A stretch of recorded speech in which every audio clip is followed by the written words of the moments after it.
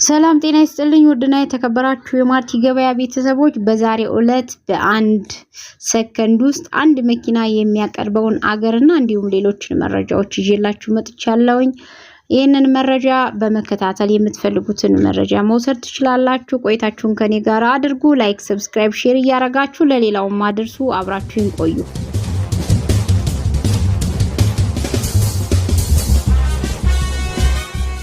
በአማካይ በሰከንድ አንድ መኪና የምታመርተው ቻይና ነች ተብሏል። ጥናቶቹ እንደሚያሳዩት በዓለም ላይ ካሉ 3 መኪኖች መካከል አንዱ በቻይና የተሰራ ነው። ቻይና አሁን ላይ 1000 የመኪና ማምረቻ ፋብሪካዎች እንዳሏት መረጃዎች ያመለክታሉ። እነዚህ የመኪና ፋብሪካዎችም ባለፈው ዓመት ብቻ ከ31.28 ሚሊዮን በላይ መኪኖችን ማምረት ችለዋል። ይህም ቻይና በሰዓት 3570 እንዲሁም በአማካይ በአንድ ሰከንድ አንድ መኪና ታመርታለች እንደማለት ነው ተብሏል። በቻይና ከሚሰሩ መኪኖች 80% የሚሆኑት እዛው ቻይና ውስጥ ተሸጠው ያልቃሉም ተብሏል። ድንቅ ዜና ነው። እንግዲህ እናንተም ተጠቀሙበት፣ ሀገራችንም እንደምትጠቀምበትና እኛም ወደ መኪና ፋብሪካው ገብተን ሀገራችን እንደምናሳድግ ተስፋ አደርጋለሁኝ። ወደ ሌላው መረጃ ተላልፌያለሁ። አብራችሁን ቆዩ። የኡጋንዳው መሪ አገራቸውን ጥቅል ምርት 500 ቢሊዮን ዶላር ለማድረስ ቃል ገብተዋል። በዛሬው ዕለት ማለት ነው። የኡጋንዳው ፕሬዝዳንት ዮሪ ካጉታ ሙሴቬኒ 66 ቢሊዮን ዶላር የሆነው የአገሪቷን አመታዊ ጥቅል ምርት በሚቀጥሉት 5 ዓመታት ወደ 500 ቢሊዮን ዶላር ለማሳደግ እንደሚሰሩ ቃል ገብተዋል ማለት ነው። ዮሪ ሙሴቬኒ በሚቀጥለው ዓመት በሚካሄደው የፕሬዝዳንታዊ ምርጫ ላይ እንደሚወዳደሩም አረጋግጠዋል። የ80 ዓመቱ ፕሬዝዳንት ድጋሜ ለመመረጥ የፈለጉት ኡጋንዳን በሚቀጥሉት 5 ዓመታት ውስጥ የ500 ቢሊዮን ዶላር ኢኮኖሚ ያላት ሀገር ለማድረግ እንደሆነ መናገራቸውን አልጀዚራም ዘግቦታል ማለት ነው። ኡጋንዳ ወርቅ፣ ቡና እና የተለያዩ የግብርና ምርቶችን ለውጭ ገበያ በስፋት ታቀርባለችም ተብሏል። ሙሴቬኒ ለ5 ዓመታት ከዘለቀው የእርስ በርስ ጦርነት በኋላ እንደ አውሮፓውያን አቆጣጠር በ1986 ስልጣን የያዙ ሲሆን ከዚያን ጊዜ ጀምሮ አገሪቷን እየመሩ ይገኛሉ።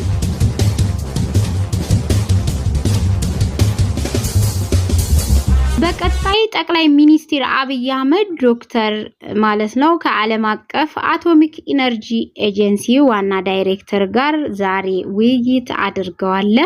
ጠቅላይ ሚኒስትሩ አብይ አህመድ ከዓለም አቀፉ አቶሚክ ኢነርጂ ኤጀንሲ ዋና ዳይሬክተር ማሪያኖ ግሬስ ጋር ተወያይተዋል። ጠቅላይ ሚኒስትሩ በማህበራዊ ትስስር ገጻቸው ዛሬ ጧት በሬስ ኦፍ ሆፕ ጉባኤ ለመሳተፍ አዲስ አበባ ከመጡት የዓለም አቀፍ የአቶሚክ ኃይል ኤጀንሲ ጋር ዋና ዳይሬክተር ማሪያኖ ግሮሲ ጋር ተገናኝተዋል ብለዋል።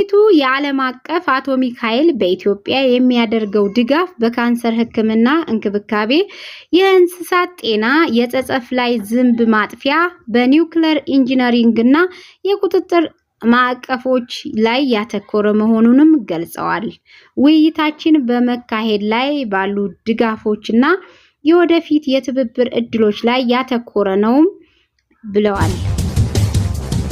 ትራምፕ ቲክቶክን የሚገዙ የአሜሪካን ባለሀብቶችን ማግኘታቸውን ገልጸዋል። በዛሬው ዕለት የአሜሪካው ፕሬዝዳንት ትራምፕ ከፎክስ የዜና ጣቢያ ጋር ባደረጉት ቆይታ የአጫጭር ቪዲዮ ማጋሪያ የሆነውን ቲክቶክ የሚገዙ ባለሀብቶች ማግኘታቸውን አስታውቀዋል። የገዢዎቹን ማንነት ከ2 ሳምንት በኋላ ይፋ እንደሚያደርጉም ነው ፕሬዝዳንቱ የገለጹት። ላይ እየተደረገ መሆኑን ከቻይና ፍቃድ እንደሚያስፈልግ የገለጹት ፕሬዝዳንት ትራምፕ የቻይናው ፕሬዝዳንት ሺ ጂንፒንግ ያደርጉታል ብዬ ተስፋ አደርጋለሁ ብለዋል። ባለፈው ዓመት ባይትዳንስ የተሰኘው የቻይናው ኩባንያ የቲክቶክ መተግበሪያን ለአሜሪካዊ ባለሀብት የማይሸጥ ከሆነ እንዲዘጋ መወሰኑ ይታወቃል። አሜሪካው ፕሬዝዳንት ትራምፕ ለሁለተኛ ጊዜ ወደ ስልጣን በመጡ ጊዜ ሊዘጋ የነበረውን ቲክቶክ በ3 ወር አራዝመው ለአሜሪካዊ ድርጅት እንዲሸጥ ጥሪ አቅርበው ነበር። አሁን ላይ ገዢ እንደተገኘና ንግግር ላይ መሆናቸውን የገለጹት ፕሬዝዳንቱ በሚቀጥሉት ሳምንታት የገዢዎቹን ማንነት በይፋ እንደሚያስታውቁ ጠቅሰዋል። ፕሬዝዳንት ትራምፕ በቅርቡ ቲክቶክ ለተጨማሪ 90 ቀናት በሀገር አሜሪካ እንዲሰራ መፍቀዳቸው የሚታወስ ነው። ሌላው በጣም አስፈላጊና ለኢትዮጵያኖች በውጭ ሀገር መስራት ለምትፈልጉት የስራ ማስታወቂያ ነው። የስራ ክህሎት ሚኒስቴር በውጭ ሀገር የስራ ስምሪት አገልግሎት ኳታር መቀመጫውን ያደረገው ኩባንያ ኢትዮጵያውያንን ለመቅጠር ፍላጎት እንዳለው መግለጹን አስታውቋል። ኩባንያው በሞግዚትነት ወይም ናኒ መስራት የሚፈልጉ 80 ሴቶች ኢትዮጵያውያንን አሰልጥኖ ማሰራት እንደሚፈልግ ነው የገለጸው። በዚህም ቢያንስ የሁለተኛ ደረጃ ትምህርት፣ የአእምሮና የጤና እክል የሌለባት ጥሩ ስነ ምግባር ያላቸው ታማኝና ቀልጣፋ በአረበኛ ቋንቋ መግባባት የምትችሉና እድሜያቸው ከ18 እስከ 40 ያላችሁ መመዝገብ እንደምትችሉ ተገልጿል። ጥቅማ ጥቅምም አለው። ለ6 ተከታታይ ወራት በኳታር የሞግዚት ማሰልጠኛ አካዳሚ ስልጠና ትወስዳላችሁ። በስልጠና ቆይታቸው መጠለያ እና ምግብ፣ የጤና ኢንሹራንስ፣ አበልና የትኬት ሙሉ ወጪ በሙሉ በማሰልጠኛው ይሸፈናልም ተብሏል። ከስልጠና በኋላ በማሰልጠኛው ተቋሙ በሚደረግ የቅጥር ምደባ ወደ ስራ የሚገቡ ይሆናል። በስራ ላይ ሆነው ሙሉ የጤና ኢንሹራንስ ቀጣሪው ድርጅት የሚሸፍን ይሆናልም ተብሏል። በጣም ለኢትዮጵያኖችን የሚጠቅም ነው። የዚህን ሊንክ በዲስክሪፕሽን ቦክሱ ላይ አስቀምጥላችኋለሁ። ተጭናችሁ ገብታችሁ በኢሜይላችሁ አፕላይ ማድረግ ትችላላችሁ። ብዙ ኢትዮጵያኖች ኢትዮጵያ ውስጥ መጣችሁ አረበኛ ቋንቋ የምትችሉ እንዲሁም ደግሞ አንደኛ እና ሁለተኛ ደረጃ ትምህርታችሁን አጠናቃችሁ መሄድ የምትችሉ ነው። በተለይ ሴት እህቶቻችን በተለያዩ ቦታዎች ላይ ለመሄድ ያስቸገራችሁ ራሱ ድርጅቱ ነው አፕላይ ካረጋችሁ በኋላ መርጦ ለዚህ ስራ ብቁ የሚያረጋችሁና ወስዶ አሰልጥኖ ወደ ስራ የሚያስገባችሁ። ዋጋውንም እዛው ጋር በነሱ በኩል ማግኘት ትችላላችሁ፣ ምን ያህል ደሞዝ እንደሚቀጥር። ነገር ግን ይሄንን ሰርቲፊኬት 6 ወር በተከታታይ ሰልጥናችሁ ራሱ ሰርቲፊኬቱን ማግኘት ለተለያዩ ሀገራት እንደዚህ በናኒ ወይም ደግሞ በህፃናት እንክብካቤ ሞግዚትነት ማለት ነው መቅጠር እንደሚቻል ካርዷን መያዝ ራሱ ሰርቲፊኬቱ ማለት ነው ለኛ ጠቅማለው። ስለዚህ ለእናንተ ይጠቅማል ብዬ ነው። በማርቲ ገበያ ቻናል ያላችሁ ሰዎች መጠቀም ትችላላችሁ።